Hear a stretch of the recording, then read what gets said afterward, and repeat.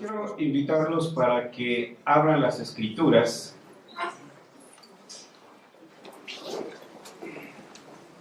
en el Evangelio según San Lucas, el capítulo 10. Vamos a leer aquí. Hermana, si gusta lo puede poner aquí para que le dejemos el lugar a alguien ahí, ¿no? Sí, gracias. Hermanos, aquí hay lugares todavía, es donde les vamos a hacer las preguntas, el examen después de la...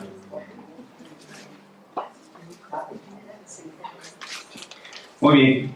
Lucas 10, versículos del 25 al 35. Vamos a darle lectura. Todos unidos, dice así. Y he aquí un intérprete de la ley se levantó y dijo para probarle: Maestro, ¿haciendo qué cosa heredaré la vida eterna? Él le dijo: ¿qué está escrito en la ley? ¿Cómo lees? Aquel respondiendo dijo: amarás al Señor tu Dios con todo tu corazón y con toda tu alma y con todas tus fuerzas y con toda tu mente, y a tu prójimo como a ti mismo. Y le dijo: bien has respondido, haz esto y vivirás. Pero él, queriendo justificarse a sí mismo, dijo a Jesús: ¿y quién es mi prójimo? Respondiendo Jesús dijo: un hombre descendía de Jerusalén a Jericó y cayó en manos de ladrones, los cuales le despojaron e hiriéndole se fueron, dejándole medio muerto.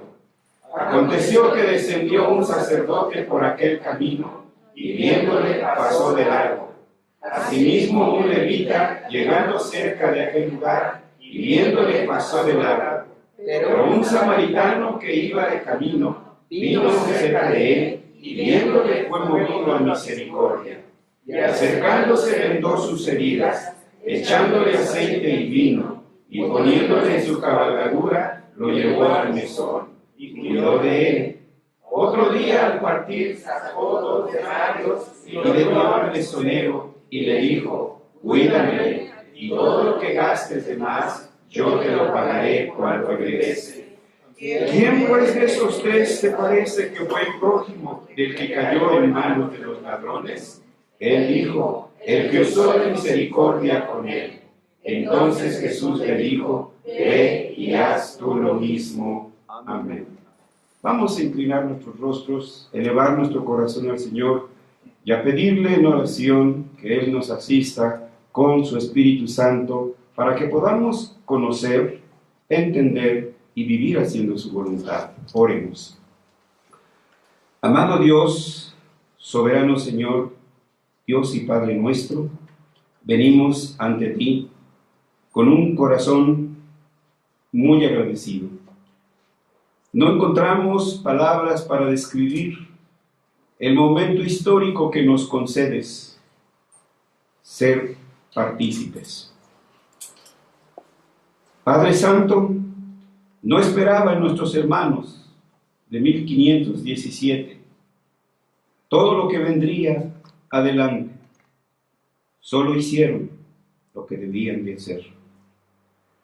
Señor, sin duda que no duraremos otros 500 años para celebrar el milenio, Padre Santo, de este evento.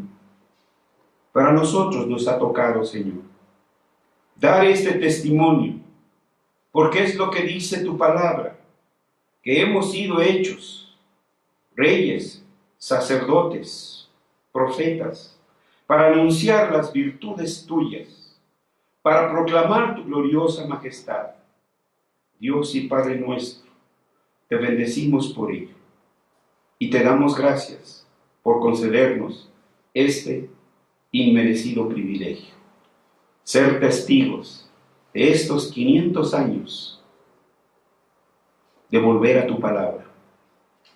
Nuestro Señor, te rogamos que tu Espíritu Santo toque nuestros corazones con tu palabra, para que a través de la proclamación de ella, Señor, nosotros lleguemos al conocimiento de tu voluntad. Te rogamos, Señor, que tu Espíritu Santo abra nuestro entendimiento, para que no solo seamos conocedores, sino también entendedores de tu palabra. pero sobre todas las cosas, enséñanos, oh Dios, a vivir haciendo tu voluntad. En el nombre de Cristo Jesús. Amén. Amén. Bien, hermanos, este ciertamente es un evento conmemorativo, pero tenemos también que aclararlo. No es un culto. No estamos realizando un culto. Es un evento académico en el que están participando instituciones que han sido fruto de la predicación de la palabra de Dios. El fruto de las palabras que van más allá del púlpito. El fruto de las palabras que van más allá de las paredes, como dice el hermano Vigilio, del búnker de nuestra iglesia. Sino que eso lo demostramos, lo que aquí escuchamos, lo aplicamos allá afuera, en el reino de Dios. Y ustedes se preguntarán, si es entonces un evento académico en el que está participando Colegio Renuevo, Seminario Juan R. Kempers, Universidad Juan Calvino, la Fundación FIDE para la investigación y la docencia del desarrollo de la creación, ¿por qué entonces cantamos himnos? ¿Por qué oramos? ¿Y por qué hasta leemos la Biblia? Si esto se supone que no es un culto. Ciertamente, hermanos, porque nos corrieron, disculpen lo coloquial que soy, y muchas veces me han reprendido por ello, sí, pero nos han corrido a patadas de las aulas y nos han refundido a nuestros templos. Pero en la historia tenemos ejemplos, hermanos. Uno de ellos podemos citar cuando el filósofo cristiano Hermann Dooyeweerd inicia las clases de filosofía. Comienza con una lectura y comienza con una oración. Oh Señor Dios, en este día, según tu providencia. ¿Y qué decimos de la Universidad Libre de Ámsterdam? Con el tema de la soberanía de las esferas. Y así podríamos citar, hermanos. Porque esta es la esencia nuestra, hermanos. Que no hay actividad, como lo vamos a ver más adelante, que no hay actividad en la cual no podamos ni debamos comenzar con Dios, seguir con Dios y concluir con Dios. Es por esto, hermanos. Así que les advierto y pueden estar tranquilos, porque entonces no les vamos a pasar el alfolí para dar ofrenda, para dar sus diezmos y dar sus primicias, porque no es un culto. Ahora sí, ya tranquilitos, no sé si ya los vi, ya cambió su aspecto, ¿verdad? Ya cambió el aspecto. Bien, ahora bien, el tema que está anunciado es las escrituras en la perspectiva caipiriana. ¿Qué tiene de particular esto? ¿No el doctor Lutero leyó las escrituras? ¿La epístola a los romanos? ¿No cada uno de los que nos ha predicado usa las escrituras? Nuestros hermanos bautistas, nuestros hermanos metodistas, nuestros hermanos pentecostales, episcopales, los del Ejército de Salvación, y la lista sería interminable. ¿No usan las escrituras? Sí. Entonces, ¿por qué esta gama? ¿Por qué este abanico, hermanos, tan grande? Bueno, creo que este pasaje puede ayudarnos. Lamentablemente, cuando leemos este pasaje, el héroe se la lleva el buen samaritano. La corona se la lleva el buen samaritano. ¿Cuál buen samaritano? Si nuestro maestro dio la evidencia cuando alguien se le acercó y le dijo, maestro bueno. Bueno, solo hay uno. Y lo remitió al Padre. Entonces el héroe aquí no es el buen samaritano. No, hermanos. Vean el contexto. Recuerden, aquí en el versículo 25, he aquí un intérprete de la ley, un doctor de la ley. Uno que conocía la ley, que conocía la Biblia. De hecho, hay personas que pueden citarle de memoria, y hay concursos de memoria entre los hebreos, por ejemplo, que digan de memoria todo el Antiguo Testamento. Y algunos jóvenes se han ganado los premios. Lo mismo el Nuevo Testamento, que le dicen cuántos capítulos tiene, cuántos versículos tiene. Eso nos hace ser conocedores de la palabra de Dios. Debemos tener entonces cuidado. Dice: he aquí un intérprete de la ley se levantó y dijo, híjole, veo borroso. ¿Los cristianos pueden sacar su Biblia y ayudarme?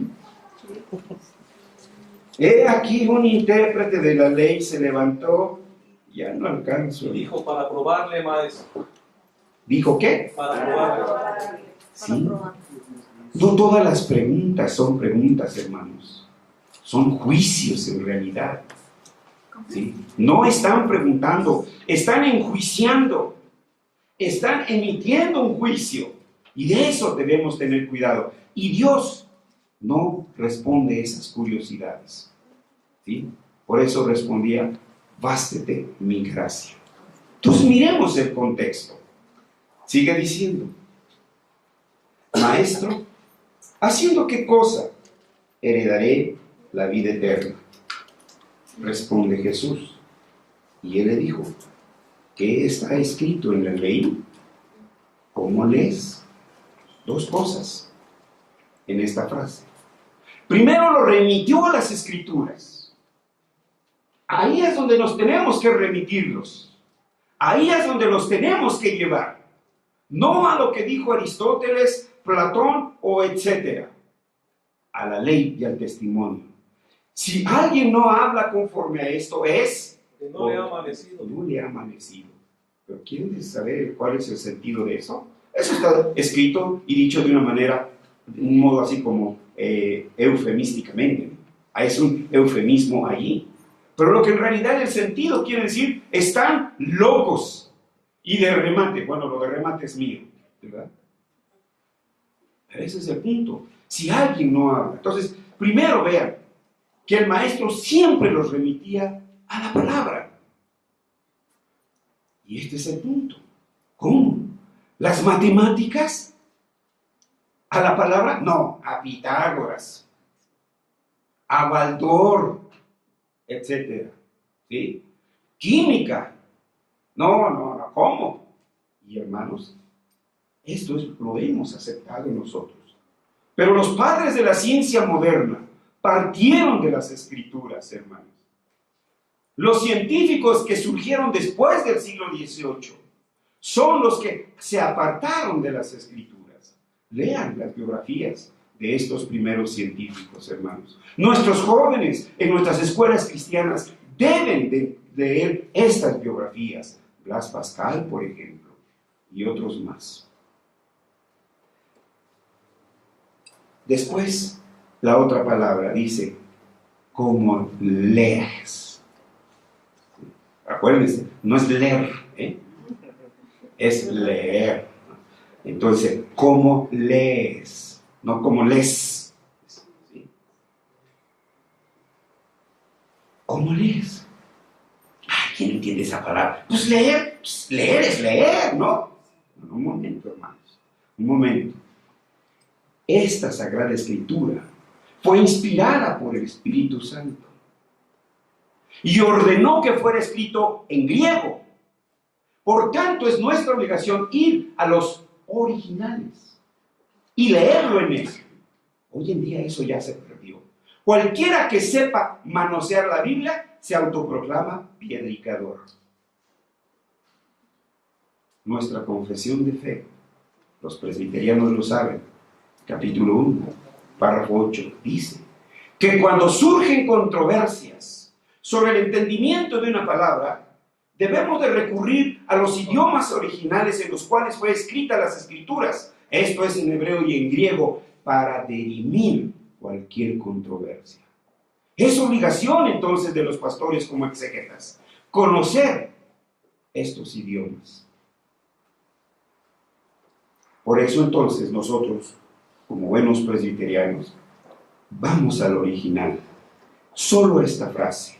¿Cómo lees? En griego leemos así, en el griego koiné. Pos anaginos keis. Pos anaginos keis. La palabra griega pos es un adverbio que se traduce como, bueno, a esta ahí no tenemos problemas. La siguiente palabra dice anaginoskeis. Anaginoskeis. Esta es una palabra griega compuesta de dos vocablos, un adverbio y un verbo. La partícula que está como prefijo ana se traduce como, entre otras traducciones, traducciones es según. Y luego, la siguiente parte de esta palabra anaginoskeis es ginoskeis, tiene su raíz en el verbo ginosco, que se traduce como conocer. Si usted va a un lexicón griego, usted va a encontrar esa traducción y es correcta. Pero una palabra no solo tiene denotaciones, sino también connotaciones. Y va cambiando su significado según el orden en que se ha colocado y las palabras que sean puestas alrededor. De manera que cuando uno hace una investigación filológica de esta palabra, la traducción no es solamente conocer, tiene otros significados. Uno de ellos, ciertamente, conocer. Otro, entender. Otro, percibir. Otro, leer, que es el que vemos aquí. Pero hay uno más que lo ignoramos. Interpretar. De manera que podríamos leer así. ¿Qué está escrito en la ley? ¿Cómo lo interpretas? Esa es la diferencia, hermanos. Esa es la diferencia. Por eso el título, las escrituras en la perspectiva kuyperiana. ¿Cómo las leyó y cómo las interpretó? Y aquí está el parteaguas, hermano. Y aquí está la Babel. Y aquí está la confusión de lenguas. Porque interpretamos según la lente con la que vemos las escrituras. Si usted está empapado de la prepa, empapado de la UNAM, de la metropolitana, perdón, los que vienen de allá, usted trae todo ese bagaje cultural. Y esa metodología se la quiere aplicar a rajatabla a las escrituras. Entonces, mi maestro, el que me está ayudando a interpretar, no es el Espíritu Santo. O es Aristóteles, o es Marx, o es Platón, o es San Juan de las Esquinas y San Pancho Nopales. Ese es el punto, hermanos. Por eso entonces arribamos a distintas conclusiones. Por eso es el interés de este tema, las escrituras en la perspectiva kuyperiana. ¿Qué de particular? Si Lutero leyó la Biblia, Calvino, Farel, etc., ¿qué de particular tenía esto? Tenemos que entender un poquito el contexto histórico, hermanos. Situémonos en Francia por el año 1700. En Francia, la patria de los reformadores de Ginebra, Farel era francés, Calvino era francés, Teodoro de Beza era francés, los corrieron, tuvieron que salir huyendo, y Ginebra les dio poder. Después de la Reforma, sus sangrientas consecuencias para los reformados franceses, habría de presentarse un nuevo fenómeno social que regaría con sangre humana las calles de esa nación europea. Ahora ya no era la quema por haber leído la Biblia. Ahora caían, sus cabezas rodaban bajo los efectos de la guillotina. La Revolución Francesa fue una reacción contra el feudalismo. Esta comenzó con la batalla de la Bastilla, el 14 de julio de 1789. Después, el 26 de agosto, se hizo la Declaración de los Derechos del Hombre, porque hablen así la bocota hoy. Los derechos de los hombres, hasta los derechos de los perros. Ya todos tienen derechos. Dios es el creador. Él tiene todos los derechos. Él tiene el copyright. En mi cuerpo mando yo, dicen las damas. Y otras cosas por el estilo. Finalmente, el 20 de septiembre de 1792, vino la abolición de la monarquía. Se puede comprender las razones que motivaron el desencadenamiento de la revolución, pero no se puede aceptar la doctrina de esta, porque fue el resultado de la incredulidad del ateísmo práctico, trasladado a la esfera de la vida política. El ateísmo es una religión, porque se cree en algo. Se cree que no existe Dios. Su credo dice, no creo en un Dios todopoderoso. No creo que haya creado el mundo. No, ese es su credo. Esa es su fe. Esa es su religión. ¿Sí? Así que, entonces, eso es lo que debemos de entender en ese sentido. Decíamos que esta incredulidad no se puede quedar ahí. Es trasladada a la esfera en la que usted se desenvuelve. Si es abogado, lo va a plasmar ahí. Si es médico, lo va a plasmar ahí. Si es economista, lo va a plasmar ahí. Se refleja lo que usted cree en lo que usted hace. Entonces, esta incredulidad fue trasladada a la esfera política y nace el estilo laico. El Estado laico. No existe el Estado laico, hermanos. Es una quimera. Es un dogma que los cristianos tenemos que derrumbar. No olvidemos su eslogan: ni Dios ni patrón. La anarquía. Surgió la anarquía, hermanos, ¿sí?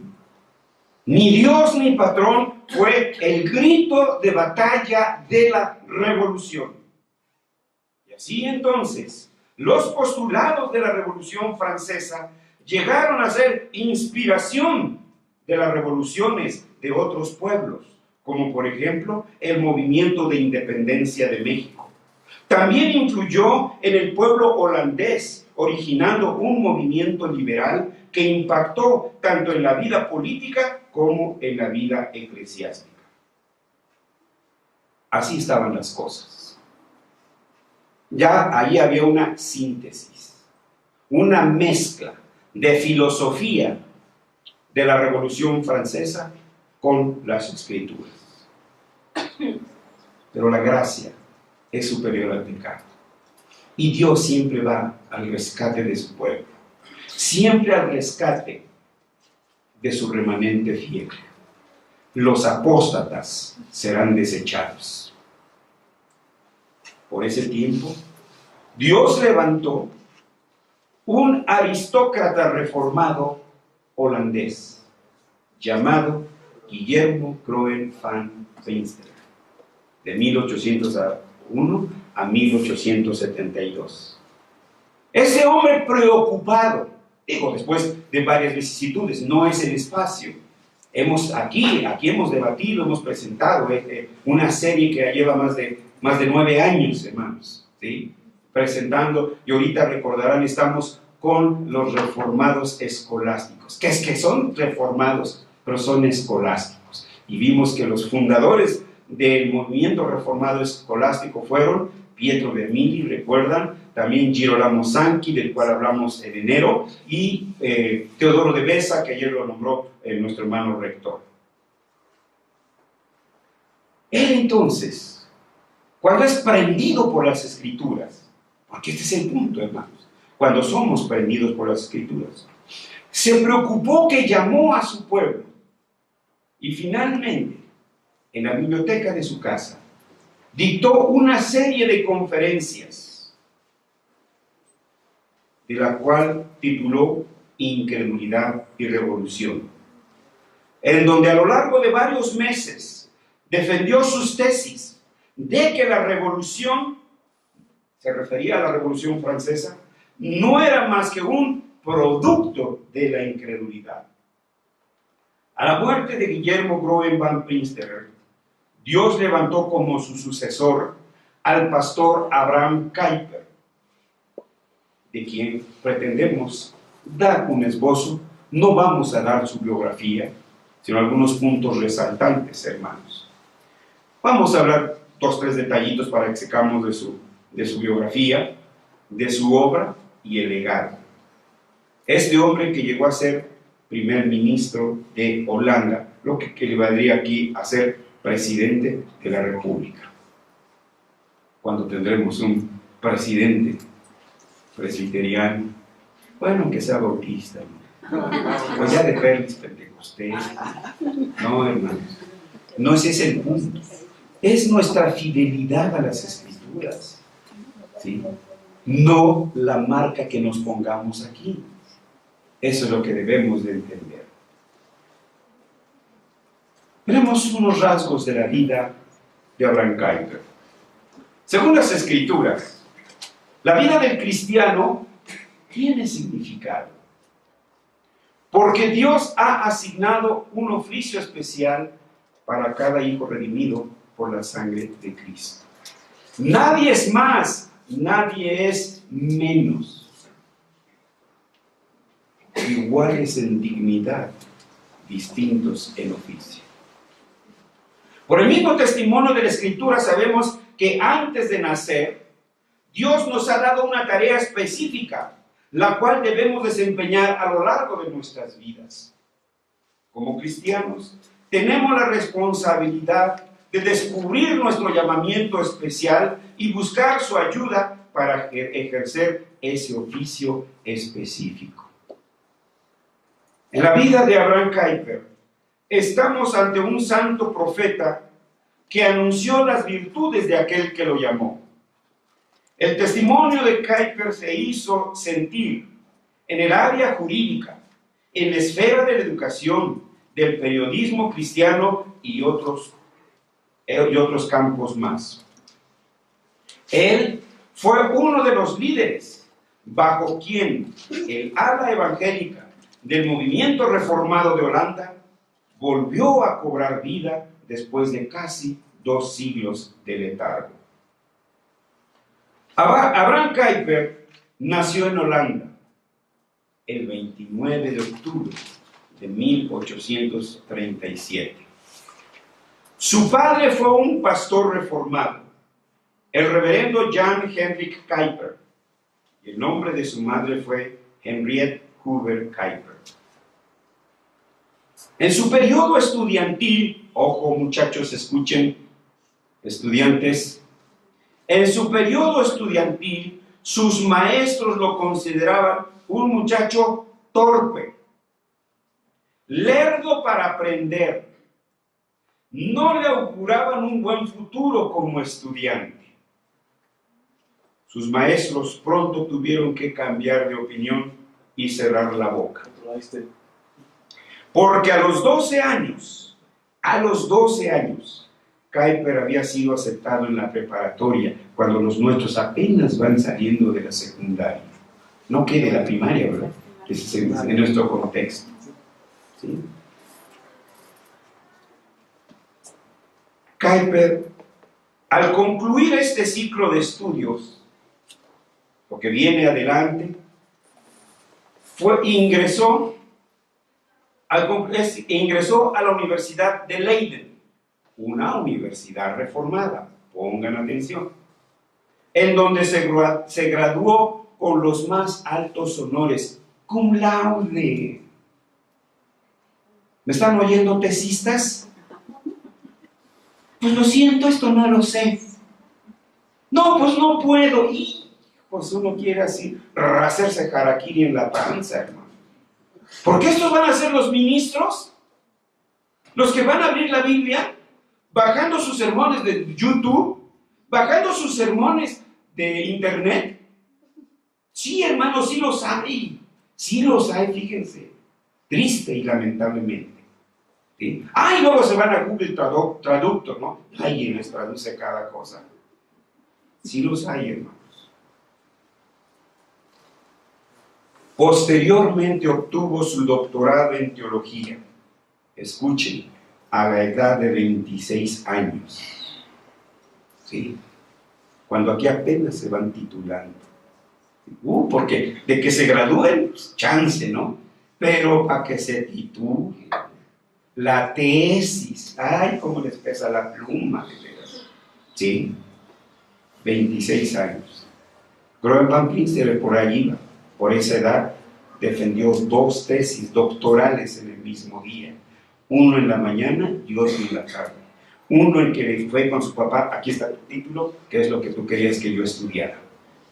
Aquí está mi título, que es lo que yo quería estudiar. ¿Sí?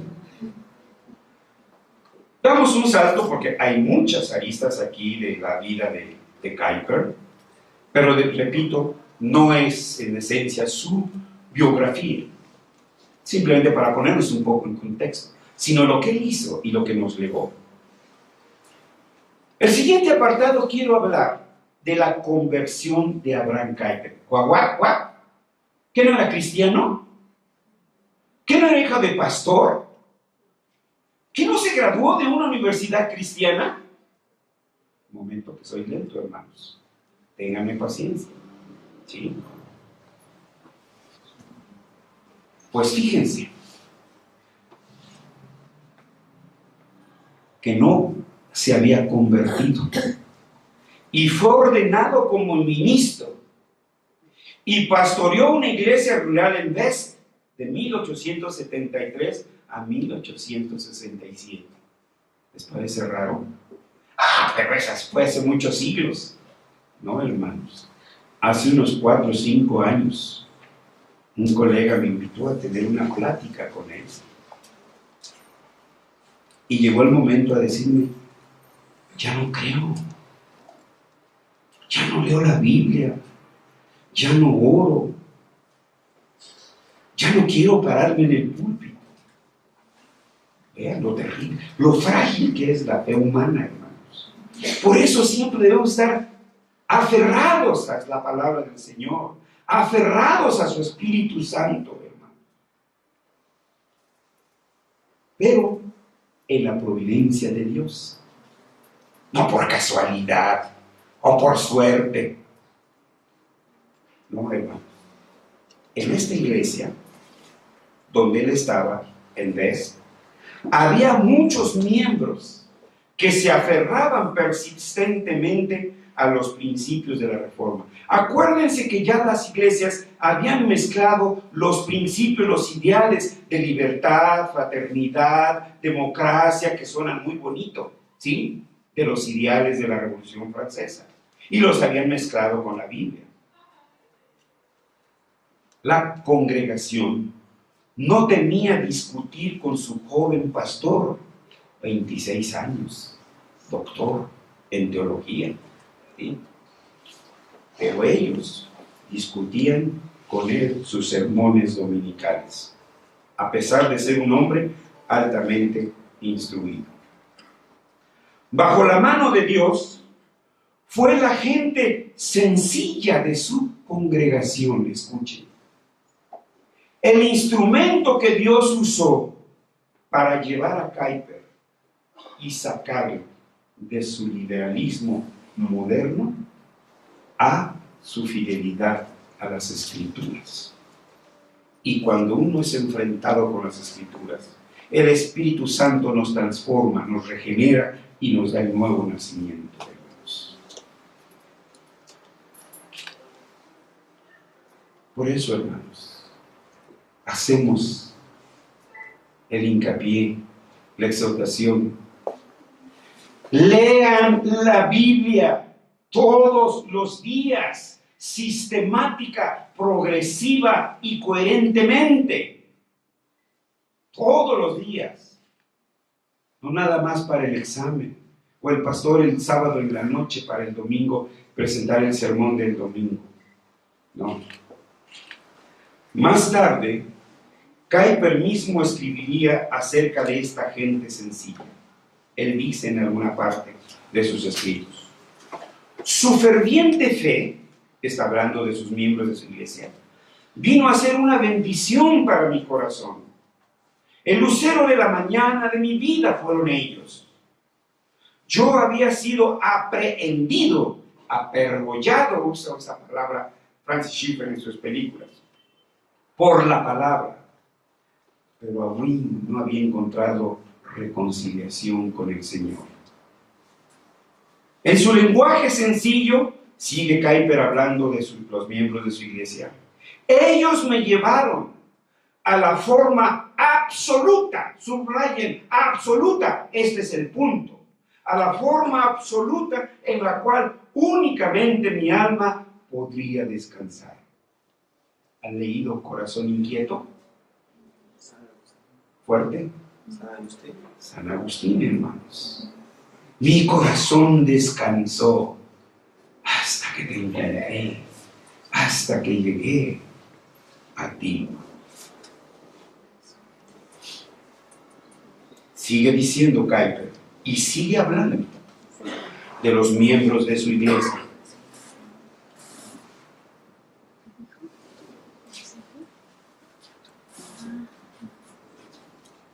Descubrí que la Santa Escritura nos conduce, pongan atención, no solamente a encontrar la salvación, no solo a encontrar justificación por la fe, no solo a encontrar reconciliación con Dios, sino escuchen y subrayen, sino también que las Escrituras, descubrí que las Escrituras nos descubre el fundamento de toda la vida. Escuchen, toda la vida.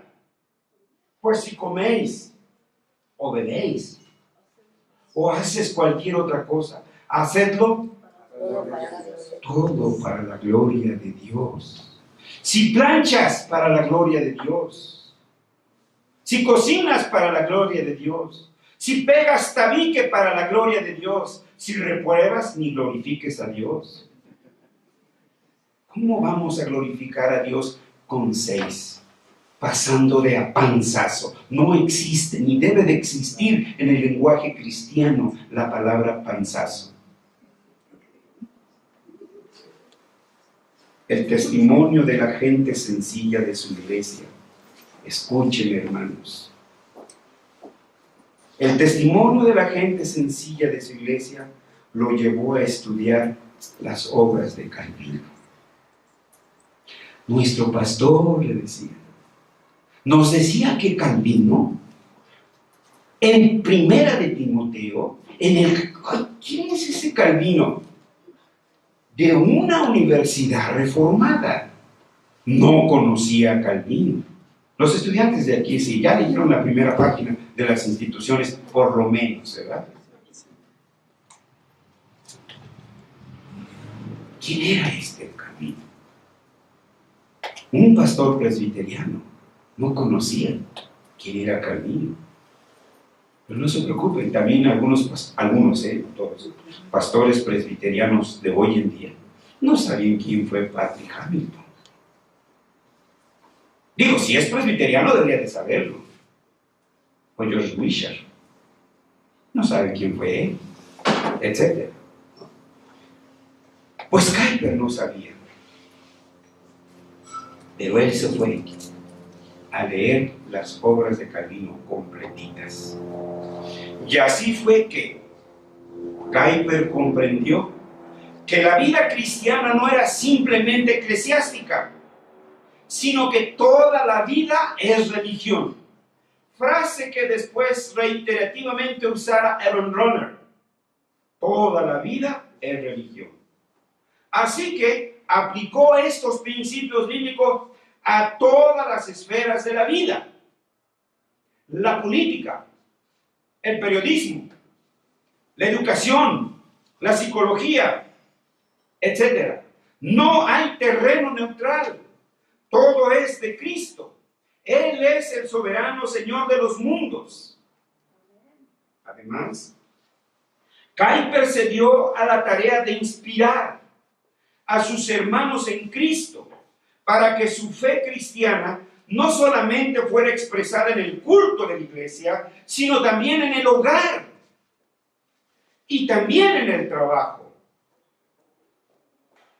Ya iniciado y preparado para su trabajo, se consagró a él con ferviente anhelo.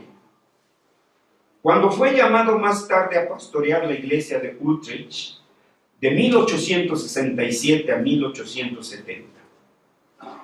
Un poco después aceptó otro pastorado en Ámsterdam, la meca de la reforma. Ahora sí me voy a volver más reformado. Desde ese momento en Utrecht y en Ámsterdam, en el púlpito y como profesor en la Cámara de Diputados y en las páginas editoriales de su periódico, se enfrascó en la incesante batalla por la libertad de la iglesia, a fin de que estuviera fundada solamente en la palabra de Dios y viviera en concordancia con su libertad de confesión.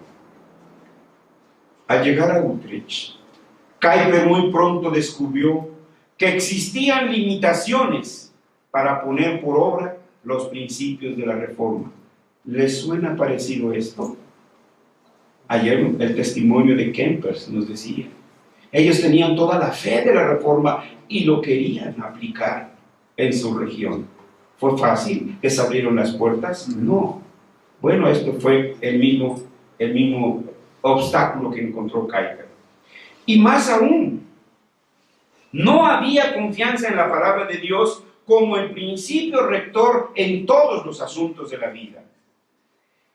El espíritu de la época, es decir, los principios humanistas del movimiento de la era de la Iluminación, dominaba sobre las creencias del pueblo holandés, ofreciendo tan solo una débil defensa del Evangelio, mientras que el enemigo poco a poco se iba adueñando uno a uno de los baluartes de la fe hasta que nos dieron la patada y nos corrieron.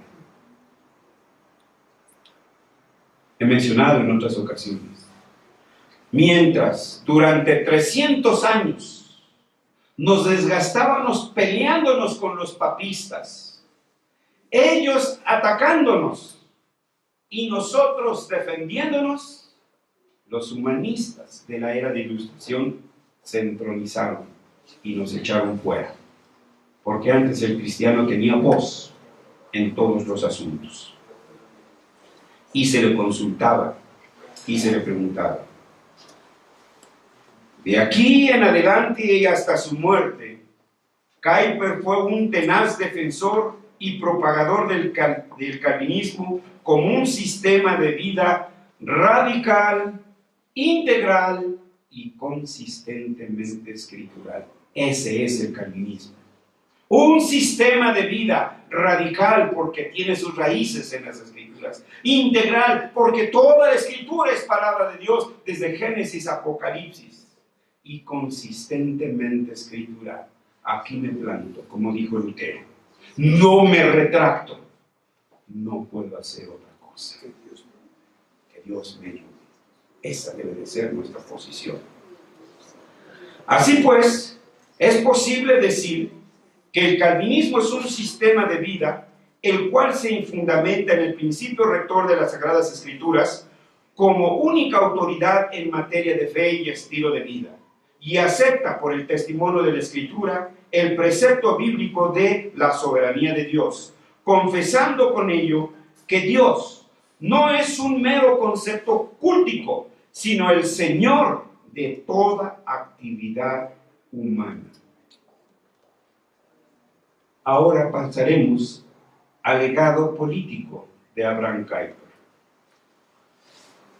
Primeramente, como ya mencionamos, fue convertido de su liberalismo teológico heredado de la Facultad de Leiden y después de su liberalismo político de las clases dominantes cuando él vino bajo la influencia de Guillermo Groen van Finsteraar.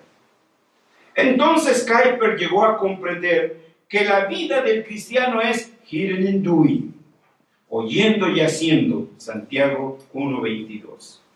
Así, por ejemplo, cuando en 1874 fue electo miembro de la Cámara Baja del Parlamento holandés, donde sirvió como diputado hasta 1877, no se conformó simplemente con ser un político honesto, que trabajó con Morena, con No, eso no, todavía no estoy bien. Perdón, me salí del sketch. No se conformó simplemente con ser un político honesto, sino que trabajó denodadamente hasta organizar el Partido Político Cristiano Holandés.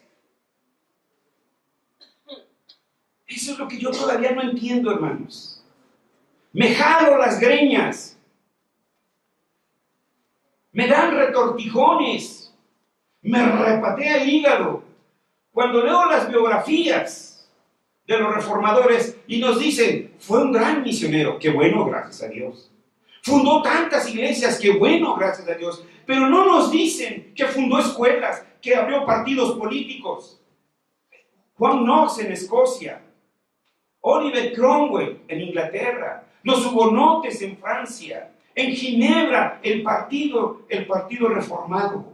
Eso no nos lo tradujeron. ¿Por qué? Digo yo, ¿por qué?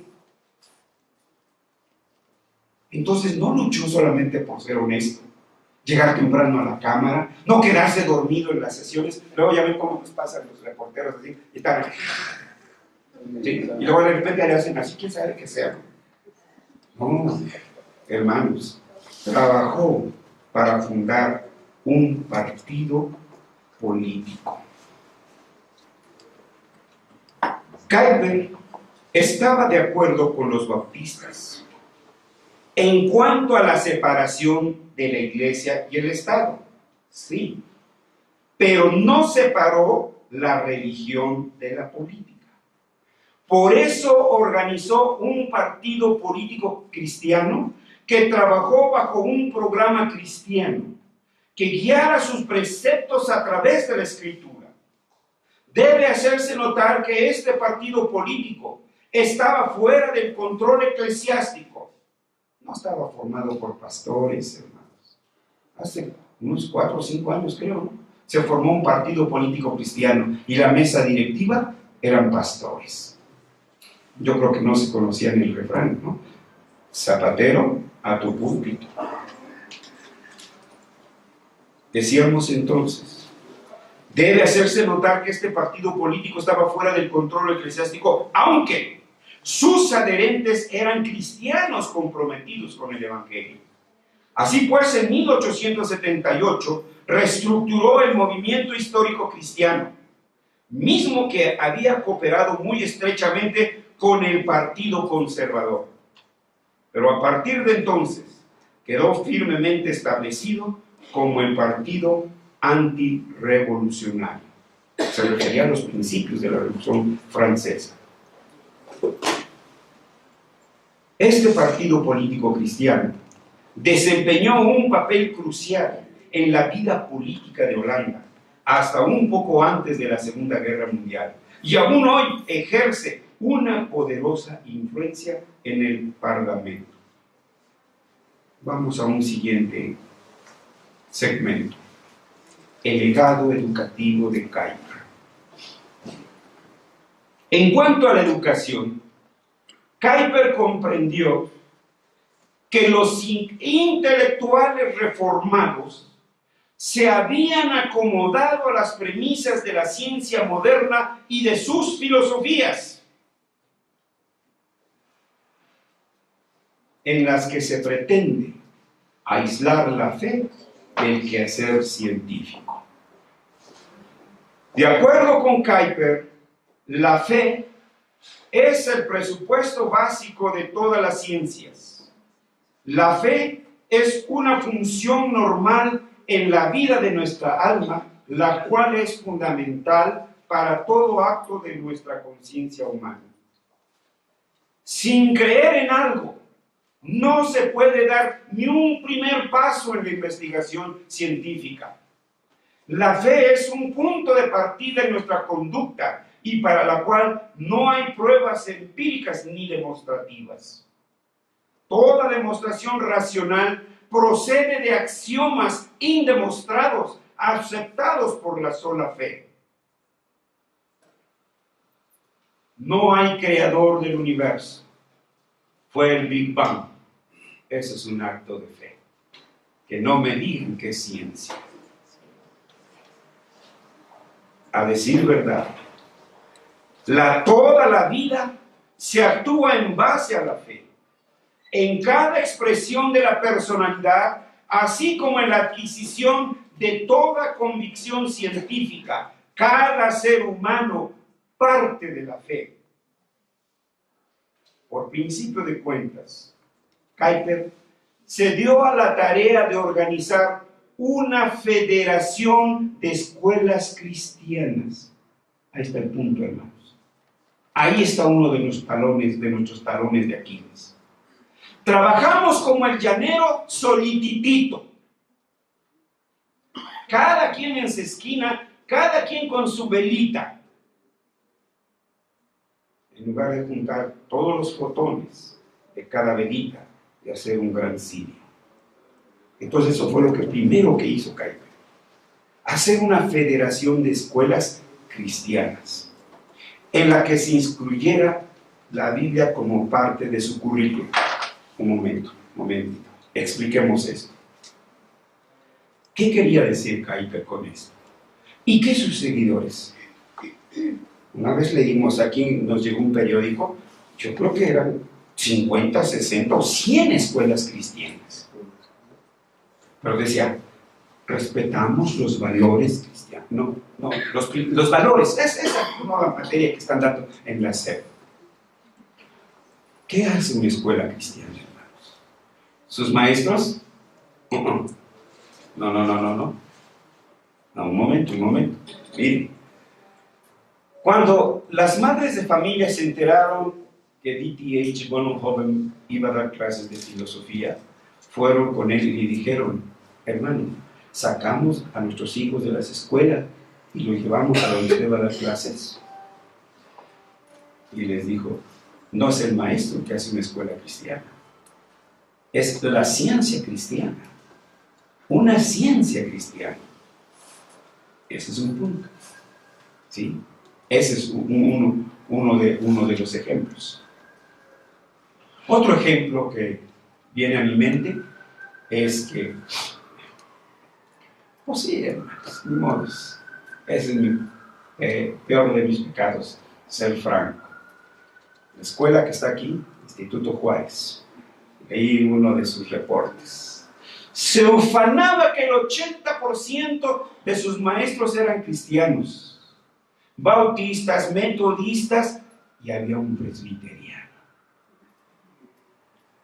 No tenían la misma visión reformada, hermanos. Entonces este es algo que también debemos de cuidar. Ese es uno. También me acuerdo de otro. La Universidad Galvez de Guatemala. ¿Sí? Esa historia nos la contó el doctor Roberts, que en sus investigaciones que él andaba haciendo, fue a Guatemala y le preguntó al rector de la Universidad Mariano Galvez. Es una universidad presbiteriana, ¿eh? Y le preguntó, bueno, ¿y por qué es presbiteriana? ¿Porque lee la Biblia? No. Bueno, porque es presbiteriana y así lo fue. No, es que aquí no dejamos que nuestros jóvenes se mezclen con la política. Entonces vean los conceptos que vamos teniendo de universidad cristiana. ¿Sí? Bueno, y así podría seguir contando más anécdotas. Otro punto, hermanos. Si uno va a otras escuelas que se dicen cristianas, que podría señalárselas así por nombre. He estado dando conferencias en algunas de estas escuelas. Me ha tocado el honor de poner la primera piedra, ¿verdad? De ir a dar conferencias a los maestros, de ir a dar conferencias a los padres de familia, etc. Y el cosa que lo sé de primera mano, hermanos. ¿Por qué dicen que es cristiana? Porque abren la Biblia, tienen un devocional y después leen a Marx. Y después ven la ciencia del evolucionismo, y después ven, etcétera, etcétera, y terminan con oración. Un sándwich mortal. ¿Cuál era entonces aquí la visión? Que la física partiera de las escrituras, que la química, que la biología. Este es el punto que todavía nos falta, hermanos. Una escuela con maestros cristianos no la hace cristiana. Son los maestros, son los textos, es el currículum, es un todo. Este fue el cambio, hermanos. Porque había escuelas cristianas en Holanda en su tiempo. Sí las había, hermanos. Esta fue una batalla ganada por Guillermo Groen van Münster. Esta federación quedó organizada en 1878. También consideró necesario y urgente crear una universidad cristiana y después de muchos esfuerzos fundó en 1880 la Universidad Libre de Ámsterdam, la cual tomaba la Biblia como la base incondicional para seguir el conocimiento de todas las áreas de la vida. Esta fue una universidad erigida por el pueblo cristiano, sin la injerencia ni control del Estado, ni de la iglesia, ni de la empresa privada. La escuela no es un business particular. Este es otro punto que tenemos que ver. Es el business de un cristiano, pero eso no es una escuela cristiana. Digo, hay algunas ventajas, pero que no se diga que es escuela cristiana. La universidad fue una institución académica que abordó la tarea científica desde una perspectiva cristiana. Yo sé que quieren más, hermanos, pero les voy a dar un último punto: el legado filosófico de Abraham Kuyper. Dios usó la vida de Abraham Kuyper para realizar una reforma dentro de la reforma. Este es el movimiento reformacional. Un llamado para que volvamos a los principios de la reforma. De la misma manera que después de la era de la Ilustración surgieron iglesias evangélicas, aquí todavía en México, y todavía no puede encontrar letreros, decía Iglesia Evangélica Presbiteriana, Iglesia Evangélica Bautista, Iglesia Evangélica Metodista. ¿Qué querían decir? Cuando usted encontraba un letrero Iglesia Evangélica Presbiteriana, ellos querían decir: no me confundan con los presbiterianos modernistas, yo soy evangélico. Esto es lo que queremos decir con reformacional. No me confundan con un reformado escolástico, no me confundan con un reformado, etcétera, modernista. No me confundan con ellos. Esa era la distintiva, hermanos.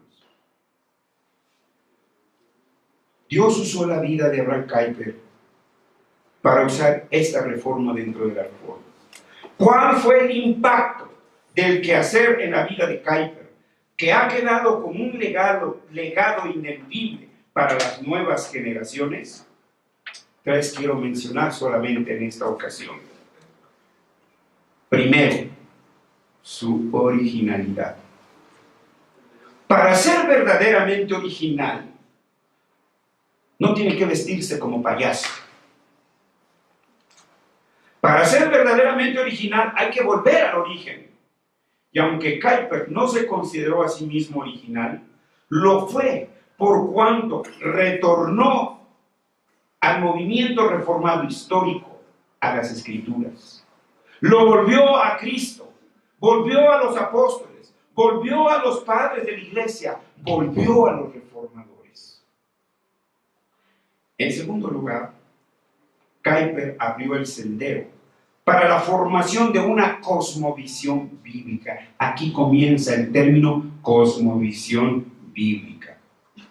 Es decir, luchó para que las Escrituras dejaran de ser un mero instrumento de liturgia y un manual de moralidad. La Escritura, según él, debía de ser la base direccional del hogar, de la escuela y del Estado. En tercer lugar, la consagración de su vida. Kuyper arribó a la idea de la universalidad de la religión. La vida en su totalidad es religión. Ninguna área del quehacer humano es de reservación exclusiva del hombre. La religión no debe confinarse a un grupo sectario o a una iglesia, sino como algo muy común y ordinario en la vida de todos los hombres. La religión no son meras expresiones cúlticas, sino una relación total del hombre hacia Dios. Haciendo un resumen de las aportaciones de Kuyper a la comunidad cristiana, y muy especialmente al movimiento reformado, podemos citar lo siguiente. El replanteamiento de la soberanía de Dios como el principio escritural para el inicio de una filosofía cristiana. El corazón como la base del pensamiento humano, así como toda la actividad científica. La gracia común como el fundamento del desarrollo cultural. La soberanía de las esferas y, entre otras, la antítesis entre el quehacer científico de los creyentes y de los irregenerados. Kuyper dijo: no existe conflicto entre la fe y la ciencia, sino un conflicto entre dos clases distintas de fe. Ese es el verdadero problema. Por un lado existe una fe que vive en apostasía, apóstatas. Por otro lado, existe una fe que vive en obediencia.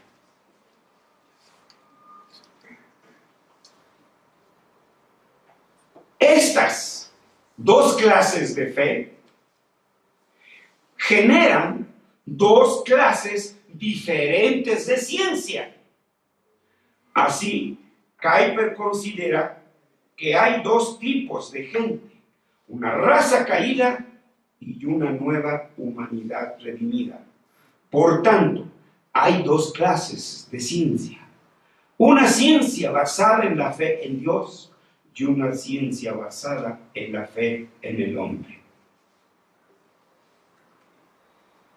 Estas dos clases de fe, dos clases de sabiduría, dos clases de religión y dos clases de procesos en el quehacer científico. Esa es la diferencia. El proceso con el cual abordamos el quehacer científico. Dos caminos diferentes. Y allá enviamos a nuestros hijos. Comentarios finales. En 1897, cuando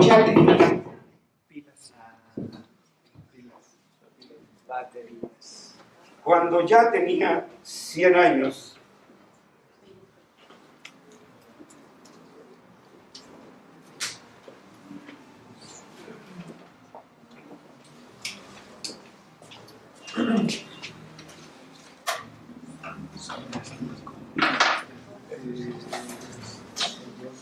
bien, decíamos, si se oye hasta allá atrás o grito más. Grita más. Gracias. Gracias.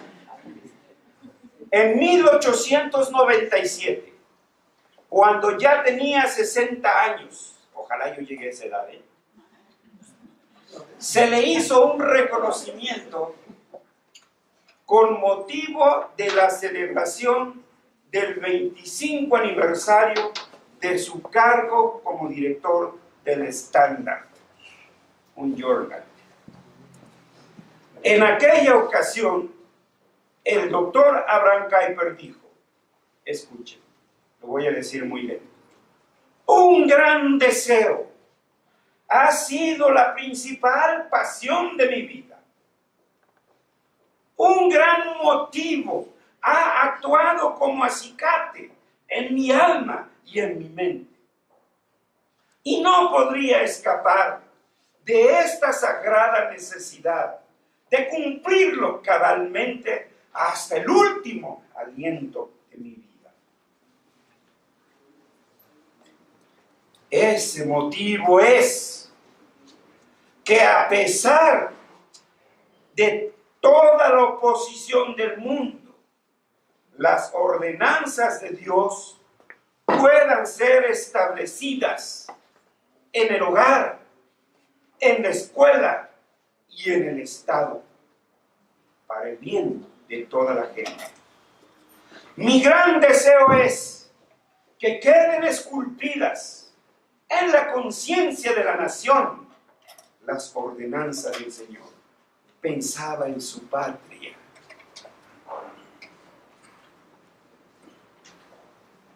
Que queden esculpidas en la conciencia de la nación las ordenanzas del Señor, de las cuales la Biblia y la creación dan testimonio, a fin de que la nación entera rinda homenaje nuevamente a Dios. Lo voy a leer de corrido sin pausas ahora. Un gran deseo ha sido la principal pasión de mi vida. Un gran motivo ha actuado como acicate en mi alma y mente, y no podría escapar de esta sagrada necesidad de cumplirlo hasta el último aliento de mi vida. Ese motivo es que a pesar de toda la oposición del mundo, las ordenanzas de Dios puedan ser establecidas en el hogar, en la escuela y en el Estado, para el bien de toda la gente. Mi gran deseo es que queden esculpidas en la conciencia de la nación las ordenanzas del Señor, de las cuales la Biblia y la creación dan testimonio, a fin de que la nación entera rinda homenaje a Dios. A Kuyper se le otorgó un reconocimiento nacional en la celebración de sus 70 años de edad, en 1907. Fue realizado un acontecimiento nacional. En esta ocasión, un funcionario gubernamental dijo: la historia de Holanda en asuntos de la iglesia, el estado de la sociedad, de la prensa, la escuela y de las ciencias de estos últimos 40 años no podría ser escrita sin mencionar el nombre de Abraham Kuyper en cada página, porque durante este periodo la biografía de Abraham Kuyper hasta cierto punto era la historia de Holanda. Privativo de ellos, no, hermanos. No hace una década, el Senado de Brasil hizo un reconocimiento público a la Iglesia Presbiteriana de Brasil por su contribución a la nación en el área social, en el área educativa. ¿Puede decirse eso de nosotros en México, hermanos? Tristemente no. Con vigor casi inquebrantable, el doctor Kuyper permaneció trabajando hasta un poco antes de su muerte. Cuando tenía 82 años de edad, en 1919, el doctor Abraham Kuyper hacía planes para escribir otra obra, la cual titularía El Mesías. Todavía no había empezado a escribirla y ya se había agotado las ventas adelantadas.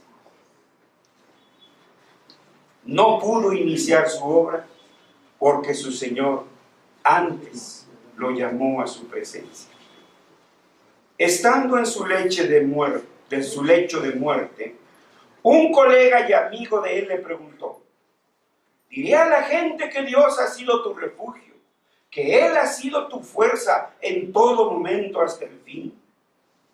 Con voz trémula, débil y apagada, la respuesta vino en forma inmediata, en un claro susurro: sí, completamente. Y así, el día 8 de noviembre de 1920, el doctor Abraham Kuyper exhaló su último aliento en esta vida, para entonces partir a la presencia de su maestro. Aquellos que compartieron sus ideales y su visión lo reconocieron como un regalo de Dios para nuestro tiempo, mientras que sus enemigos lo consideraban un oponente de 10 cabezas y de 100 manos. Pero dijo Dios: bienaventurados de aquí en adelante los muertos que mueren en el Señor. Sí, dice el Espíritu, descansarán de sus trabajos, porque sus obras con ellos siguen. En conclusión, fue descrito, como dijimos, como un oponente de 10 cabezas y 100 manos. Pero para los creyentes lo describieron como un regalo de Dios. ¿Qué ha fallado entonces con nosotros? ¿Cuál es el problema, hermanos?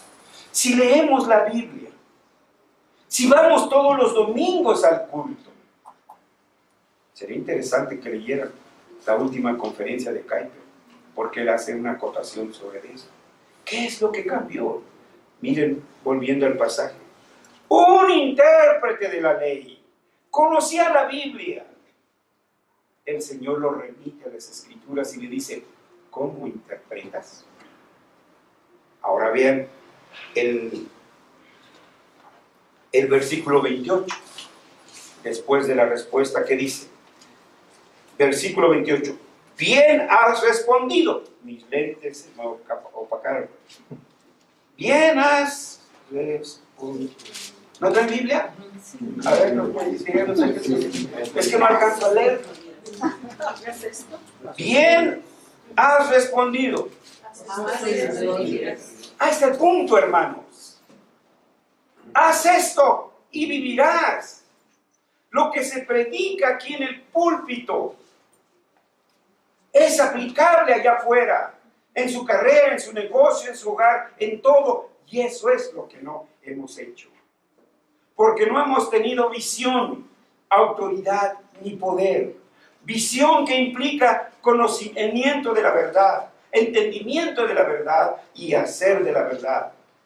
Autoridad porque es la comunidad quien nos reconoce que somos fieles a las Escrituras. Y poder porque estas manos, estos pies, este corazón me sirven para trabajar en el reino de Dios por la expansión del reino de Dios.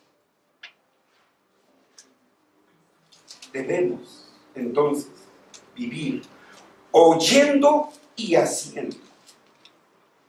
Lo que se oye en el púlpito debe cristalizarse en la cotidianidad de la vida cristiana. Que el Señor nos ayude y que esto lo hagamos realidad allá en nuestras vidas, afuera en el reino de Dios. Dios les bendiga.